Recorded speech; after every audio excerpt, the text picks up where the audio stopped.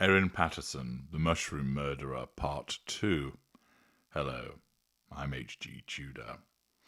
Erin Paterson has been convicted of the murder of 3 people and the attempted murder of a 4th. This then leads us to the question, what is she? In order to answer that, we're going to look at evidence in respect of her life. And we're going to start with an interesting article in the Times newspaper that tells us much about her life, and this will provide us with evidence on which to start to form some views. Erin Paterson was an outsider from the start, a fantasist too, who craved attention, but mostly an outsider. That opening opinion suggests possibly an individual whereby being an outsider would face repeated threats to her need for control, hence the necessity of craving attention, which might be the provision of fuel. But people can crave attention even if they are not a narcissist.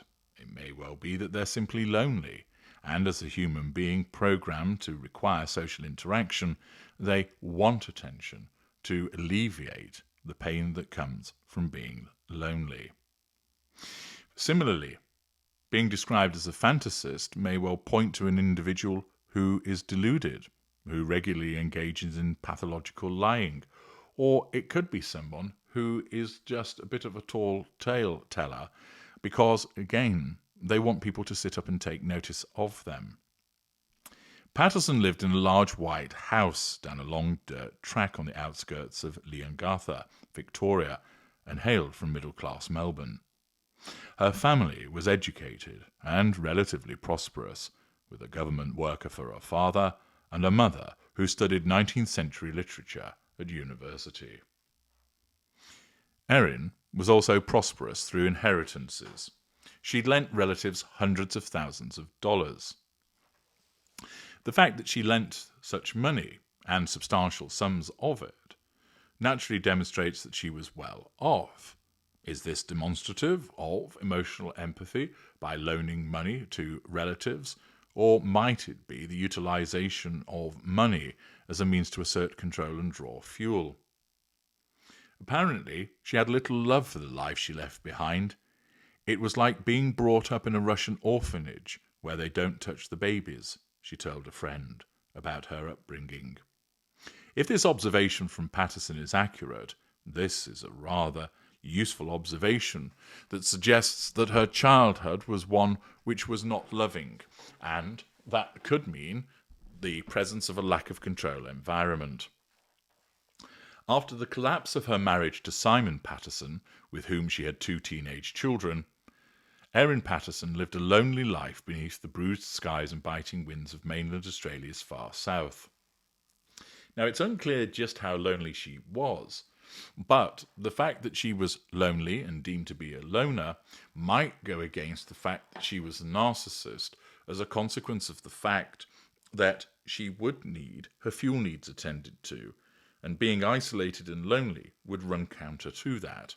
Of course, it's possible that she might not have any physical interaction with people and drew her fuel electronically over the internet through telephone calls and text messages. It might suggest that by virtue of being a loner, that she was an individual that didn't like people, didn't want to deal with people, and indeed didn't actually need people, which would, again, militate against a potential narcissist. She was brought up, or rather she lived in the twin towns of Leongatha with a population of 5,900 and Korumburra, population 3,600. Apparently everyone knew everyone, but no one could ever say they truly knew Patterson. Isolation suited her. Now, if that is accurate, again, that tends to go against the likelihood of her being a narcissist, because narcissists hate isolation. This was the case especially as she grew older, seeing hardly anyone during the pandemic or in the years that followed. Locals said she had raised sheep and goats at her home, but they were long gone. She would go for regular walks in the woods where she would forage. The further inroads I made into being middle-aged, the less I felt good about myself, she said. In many ways, it was possible to imagine a world in which Patterson lived out the rest of her days without ever encountering Ian Wilkinson. It was Wilkinson's 130-year-old wooden Baptist church on a hill above Corumburra, 75 miles south of Melbourne, that provided a bulwark against Gippsland's unravelling. Brought on by the shuttering of the mines and the shrinking of forestry and dairy farming, Wilkinson, 71, befriended those left jobless, sometimes homeless, by the region's economic decline, a care that has extended to the sick, bereaved and the separated. One day, in summer 2020, Patterson added herself to his flock. She arrived at church on a Sunday, first meeting Wilkinson's wife, Heather, who just happened to be the aunt of her estranged husband. It was all amicable, recalled Wilkinson, though their friendship was far from close. I think we were more like acquaintances. We didn't see a great deal of each other, Mr. Wilkinson said. Patterson, however, seemed determined not to lose one of the few friendships she possessed. I didn't want their care for me to stop, so I kept it going, she admitted, when explaining why she falsely told Wilkinson she had cancer. Might this be an unaware narcissist seeking fuel and control by telling a lie, utilizing ill health as certain narcissists are wont to do in order to dupe an individual, showing no emotional empathy for those who are actually afflicted by cancer and no emotional empathy by the recipient of her lie? On July 29, 2023, three couples were to get together at Patterson's house for lunch: the Wilkinsons, Erin and Simon Paterson, and Don and Gail Patterson, Simon's parents. Friends said it had been organised to reconcile an increasingly fractured relationship between Erin and Simon. One asks, what was the basis of this fractured relationship? Was it the tempestuous dynamic that can occur between narcissist and victim? Despite Simon saying he would not attend, Erin Paterson wanted the lunch to go ahead. It seemed like maybe our relationship with Erin was going to improve, explained Mr. Wilkinson. The elder Pattersons collected the Wilkinsons about 30 minutes before the lunch and drove to Patterson's home. Heather noticed that Simon's car wasn't there. Ian Wilkinson recalled that once they were inside, Erin Paterson was eager for them not to visit the pantry. They were all to have a beef Wellington made using mushrooms Patterson had foraged. Simon had told Erin he didn't want to come to lunch the day before by text message. The idea of the get-together was unusual, and given their relationship had become toxic, again, is this the description that one ordinarily attributes to a narcissistic entanglement, he said he had no intention of visiting. As a wider family, I don't think we ever had a gathering of that size at our house, he said. Simon would later say he'd been uncomfortable about going to the lunch. Their marriage had been on the rocks for many years before they permanently separated at the end of 2015. Simon said it was Patterson who was always leaving me. Is this the use of threat by a narcissist to suggest that she was going to leave him in order to control him and to draw fuel from him? Was it the fact that she was always leaving him as a consequence of the utilization of withdrawal as a method of control? It was always strained, Simon Patterson told the court during his wife's trial. I was always keen to have a good relationship, have a good marriage and a good strong family to bring up the kids in. But this was not a view shared by Erin. Erin Paterson studied business accounting at Monash University and later qualified as an air traffic controller in Melbourne. She developed an early reputation for anger, colleagues recalled.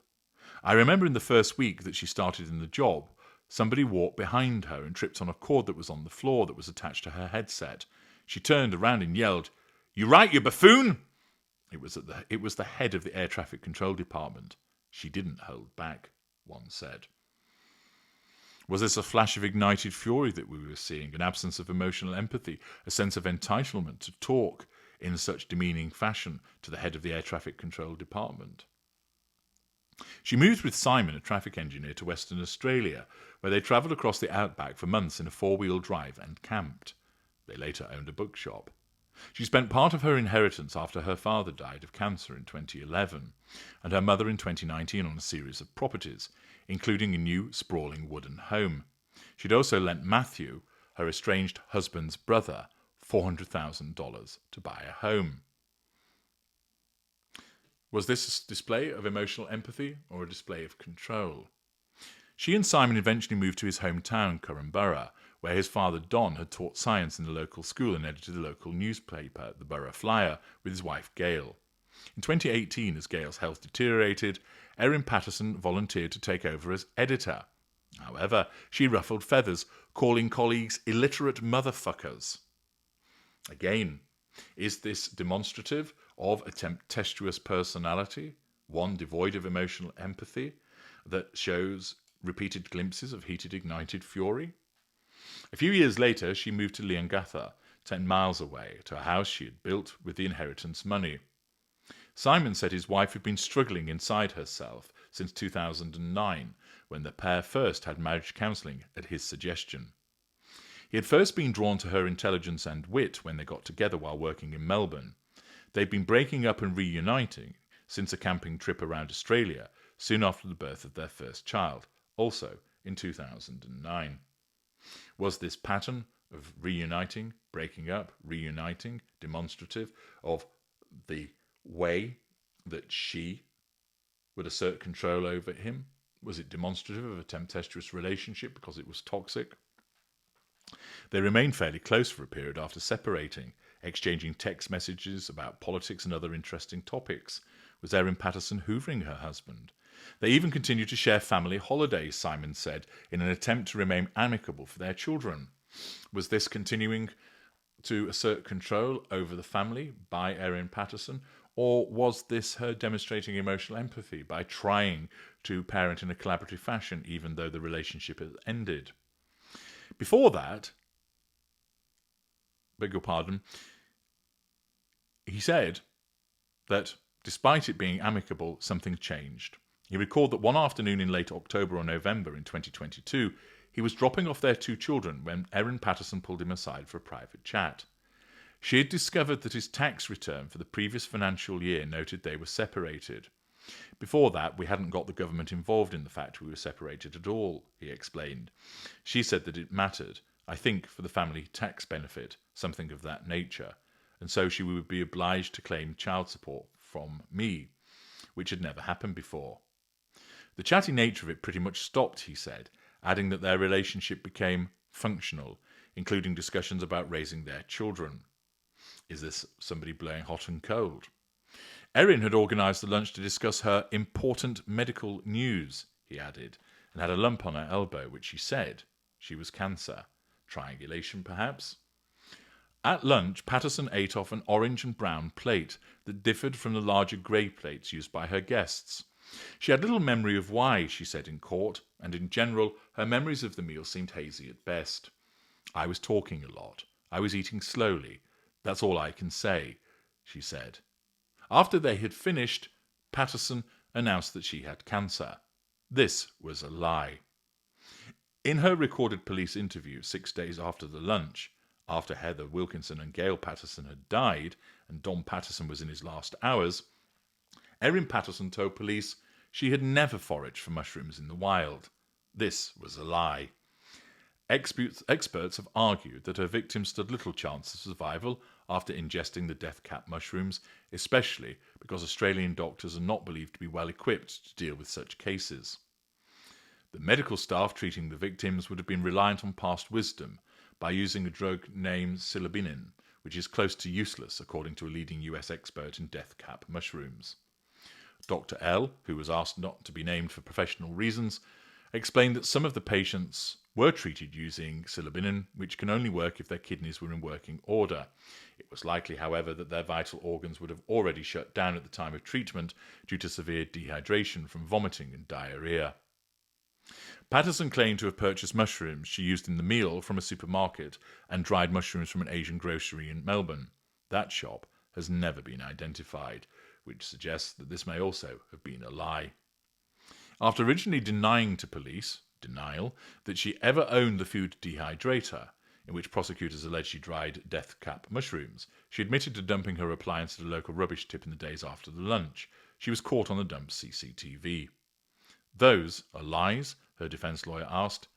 Yes, Erin Paterson replied. I had disposed of the dehydrator a few days earlier in the context of thinking that maybe the mushroom I foraged or the meal I prepared was responsible for making people sick. By electing to take the witness stand in her own defence, Erin Paterson exposed herself to cross-examination. Her interrogation lasted several days and was intended to highlight inconsistencies in her various accounts, question her credibility, and underscore actions that the prosecutor argued were indicative of her guilt. The prosecutor produced a photograph police retrieved from Patterson's phone of yellow-tinged mushrooms laid out on the tray of a dehydrator placed on a set of kitchen scales in Erin Paterson's kitchen. She put to Erin Paterson, I suggest that you were weighing these death cap mushrooms so that you could calculate the weight required for the administration of a fatal dose for one person. Agree or disagree? Erin Paterson replied, disagree. The prosecution case against Erin Paterson hinged upon what it said were four major deceptions. The fabricated cancer claim used by Patterson as a pretense for asking her relatives to lunch with her, the lethal doses of poison the accused secreted in the home-cooked beef Wellington, Patterson's attempts to make it seem that she also suffered death cap mushroom poisoning, again another lie, and lastly the cover-up she embarked on to conceal the truth about what really happened. Erin Paterson told so many lies, it's hard to keep track of them. Is this a woman who is a pathological liar, or is this a woman who just made a mistake and then engaged in the telling of lies in a cack-handed attempt to cover up what had happened? Either way, in the end the lies caught up with her, and after a trial that made headlines around the world, she's alone again. Appearing outside her home before her arrest, she declared, I didn't do anything. I love them. They were some of the best people I've ever known. I'm devastated they are gone. Genuine contrition and sadness for the loss, or simple crocodile tears and a pity play? Some interesting information provided there about her life. That gives us some potential indicators of what she might be. But we're going to continue to look deeper into the life of Erin Paterson to understand who she is in order to determine what she is. Join me in part 3.